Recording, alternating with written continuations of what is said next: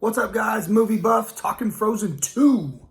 Let it go, can't hold me back anymore. That's the one time you get that. But no, this movie was actually really enjoyable. The phenomenon that Frozen 1 was, everybody knew that this had high hopes and it was going to be the movie to beat. And it did. It's destroying the box office. It's broken all the records for any animation ever. And rightfully so. You know, this movie's fun. When I saw the previews, like I said, I wasn't super thrilled. It didn't look like Frozen. Frozen is ice. This looked like fall. You know, you can even see in the previews, it's just like a lot of fall tones and stuff. And even half of the Frozen is like melted and like, you know, so you're not quite sure what's going on. But the way they continued the story was very clever. Basically, everything is perfect. And, you know, Hans is planning to propose to Anna and Elsa, and the whole kingdom, everyone loves each other. You know, it's perfect, you know, happily ever after scenario. Well, of course, you know, enter in this little hymn that Elsa keeps hearing. And she's like, what, you know, she realizes this really quickly, like only I can hear this. But she feels like it's kind of like calling to her, almost like it's like a part of her, or it's a familiar, you know, voice or familiar spirit, and she feels like it's, you know, it's trying to tell her something. So basically she can't let it go because it just keeps on and keeps on and keeps on. And, you know, she kind of goes into this montage, this singing, of course, and stuff. And it basically, the way it ends up happening is she unlocks the spirits of the enchanted forest, which is like wind, fire, earth, and water.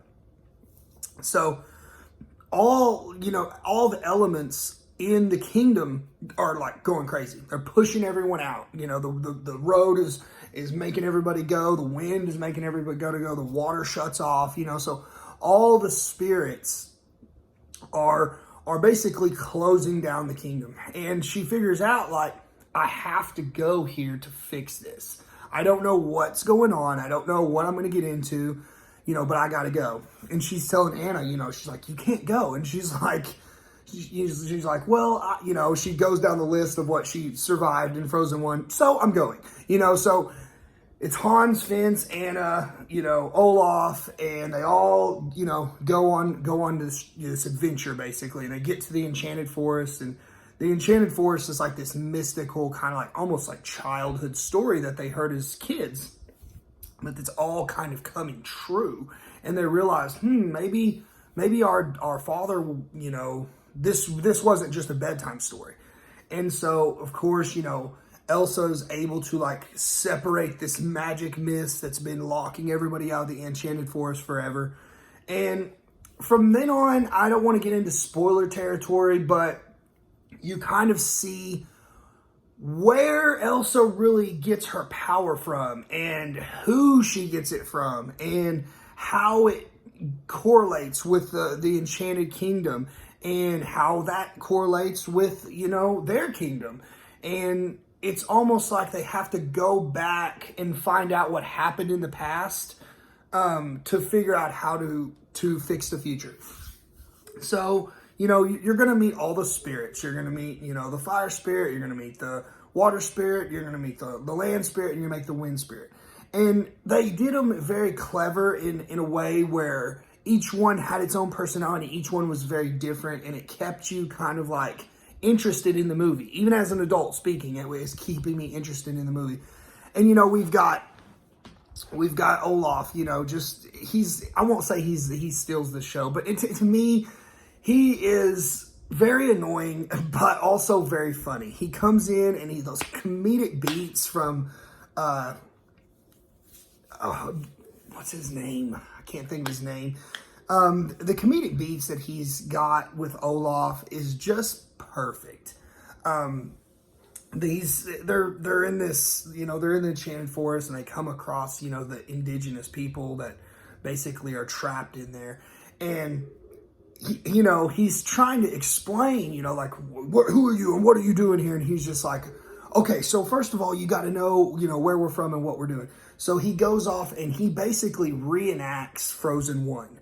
And it's just him. So he's doing the voice of Anna, the voice of Elsa, the voice of everybody in Frozen 1. And there's a part where I literally just was cracking up. And he's like, he's like, well, at least they still have their parents. And then the next shot, he's just like, their parents are dead. I mean, it was so freaking funny. And there's so many beats like that he delivers just so perfectly that, it made the movie even more enjoyable for me.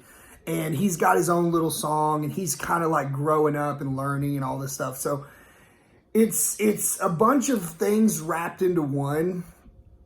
This movie is got, all kind of storylines, and they all kind of converge into one storyline, and it all makes sense toward the end. And the way they wrapped it up was very well done.